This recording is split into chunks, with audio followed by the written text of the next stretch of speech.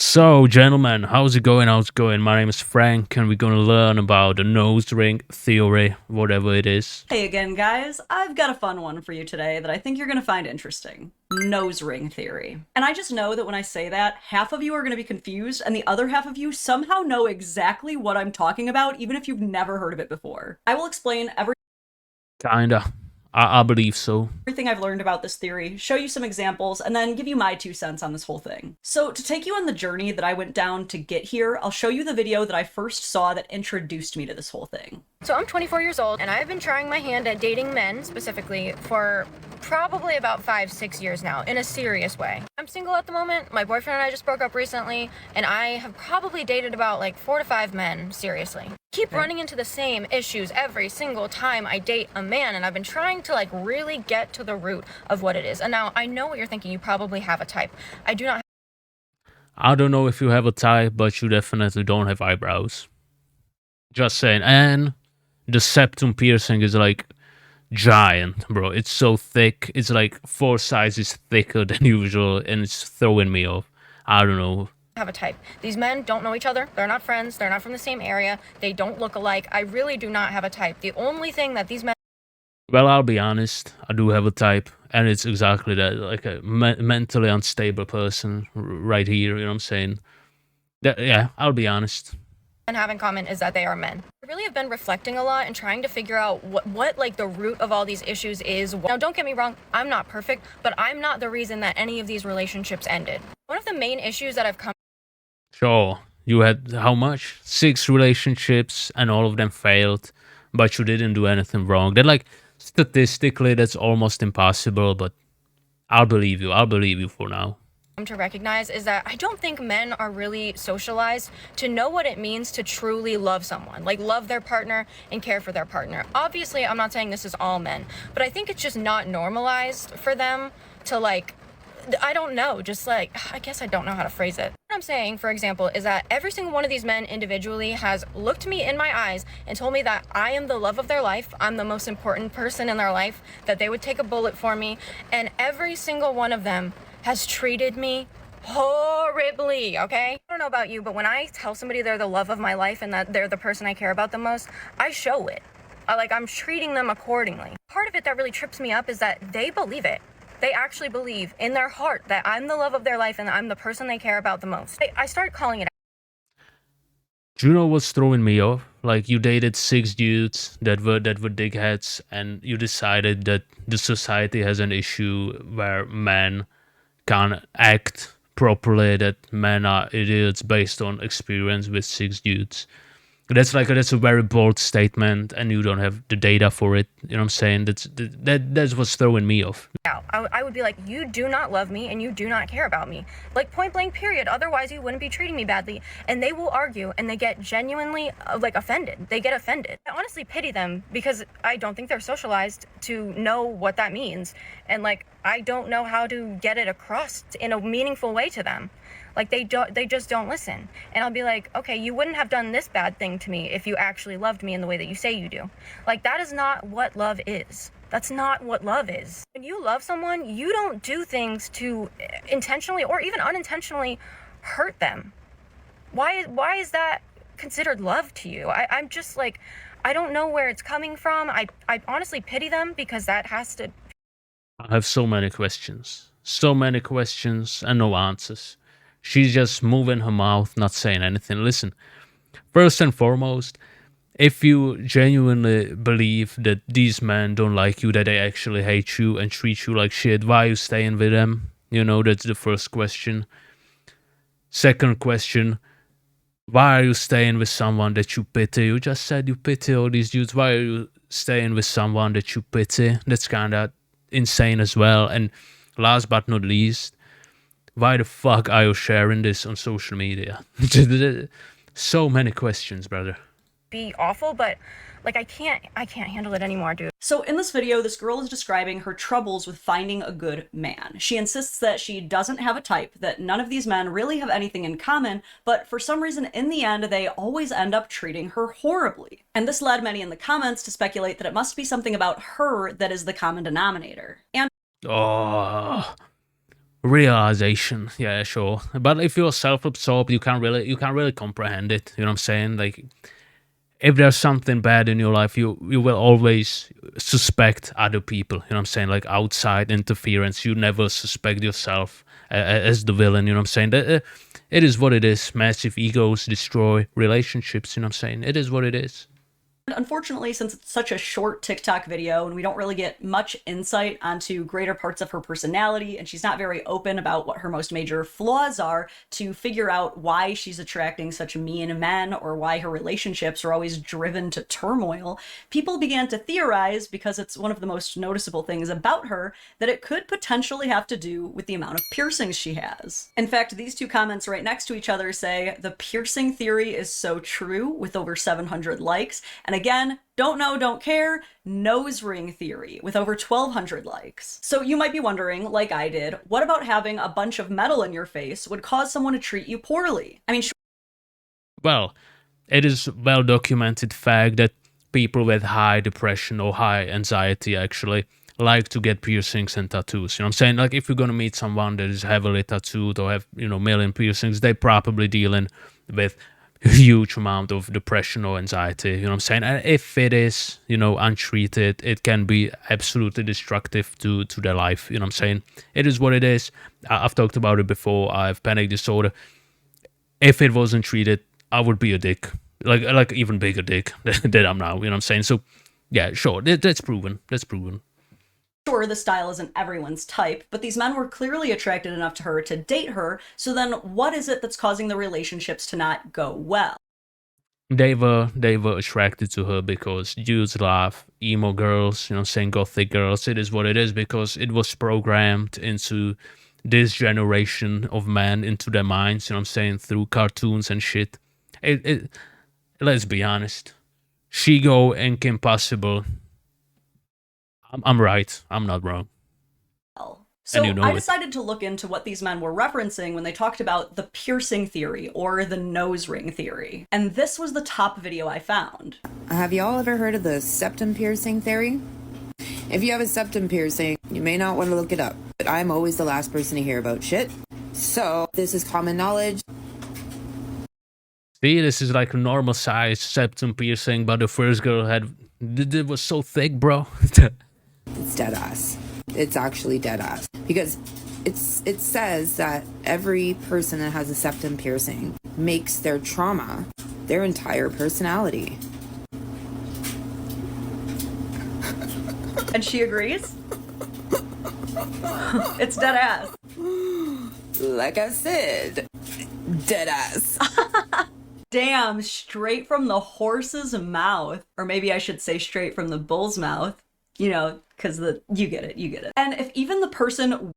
Don't say bulls, my bulldog is like very close to me. She's gonna get pissed. With the nose ring is... She hates cows. Saying it's true. I mean, there's gotta be something there. And this is just even more hilarious when we take that theory and then reference back to the first video where the girl was making her relationship trauma her entire personality. Okay, that might have been a little reductive. After all, it was just one video. Surely her entire profile isn't like that. Yo, you guys never told me how cool it is to have a dad. Like, this is a secret that's been kept from me, okay? I was waiting for it. I was right.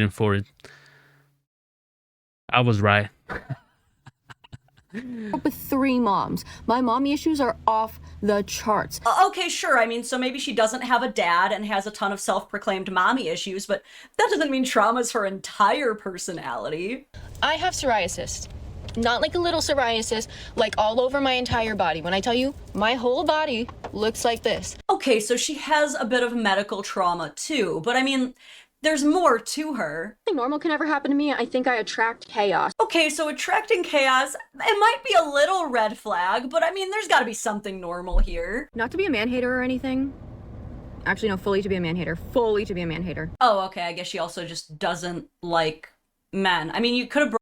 Yeah, I wonder why the 6th relationship didn't work out when she fucking hates men, right? What a mystery. Help me solve it, gang. Brought that up when you were theorizing on why your relationships with men might be going poorly. I'm starting to connect the dots. Now, when I first started looking into nose ring theory, I didn't think that I would take it seriously at all. I thought it would just be a good laugh. But the more I looked into it, the more I think that it might actually hold some weight, because I did find quite a number of studies that have strong correlations between individuals with a lot of piercings and tattoos and how they are perceived and who they attract. This study seems to indicate that people with piercings and tattoos scored significantly higher than those without for sensation-seeking and risk-taking behaviors. This other study that I found seems to indicate that people with piercings and tattoos, specifically women, scored significantly higher for extroversion and assertiveness, meaning they are more aggressive socially. This study that I found in Psychology Today examines how people with tattoos and piercings are perceived, and the most popular finding was that they are perceived to be more sexually promiscuous, and that they tend to attract people who are looking for more casual relationships than serious ones. And many Surprise. other studies seem to point to people with piercings and tattoos having higher correlations with impulsivity and more experience with trauma and adversity. This study from BMC Psychology seemed to find a strong correlation between body modifications and people who experienced childhood abuse and neglect. And this one really stood out to me. This one found a notable prevalence of individuals with a high number of body modifications and borderline personality disorder. Now, And depression and anxiety. this is not to say that individuals with piercings and tattoos are all degenerate problem children undeserving of love. I myself have a belly button piercing and an entire side piece, and I find myself to be pretty well adjusted and have had a lot of success in my relationships. But It is what you can still be dealing with something, you know what I'm saying? It's like an indication. It doesn't mean that every single person that's got piercing or a tattoo is either fucking borderline or has got anxiety or depression or that they fucking are promiscuous or whatever. It's just an indication, you know what I'm saying? Like, people with tattoos and piercing tend to, be like that, you know what I'm saying? It is, you can't generalize, you know what I'm saying, of course, but yes. it does beg the question, could there be any legitimacy to the nose ring theory, or is it mostly just something that jerks shout at people they disagree with online when they happen to have a nose ring? My ultimate conclusion? Probably both. Obviously, even with all of these studies and research papers, you're never going to be able to make a correct, sweeping blanket generalization about every one kind of person who looks a certain way. In the case of the first video we watched, where the girl is describing her issues with relationships with men, we know that people did at least initially find her very attractive, as she even cites at the end of the video that Of course, even if she went on video and said that she's gonna cut the little Twinkies of every single dude that's gonna show up at her place, you know what I'm saying? There would be 50 dudes lined up the next morning. You know it, I know it. It is what it is. That's the internet. That's what gothic girls do to men. You know what I'm saying? They don't care. It is what it is. I'll be honest with you. cut off, that both men and women have described completely falling in love with her. And when I first listened to her story, I wasn't even making any judgments about her physical appearance. I was truly waiting for the other shoe to drop of when she was going to describe some consistent patterns of behavior that might lead to all of this correlation. In her case, I definitely think that being a vocal man-hater was probably the linchpin in the disruption in her relationships. Oh, you think so? You think that dating a man while you absolutely despise him is a bad idea? That's crazy. With men, but certainly not all women with piercings and tattoos feel that way. In fact, here are some examples of super pierced and tattooed girls in very happy relationships with men.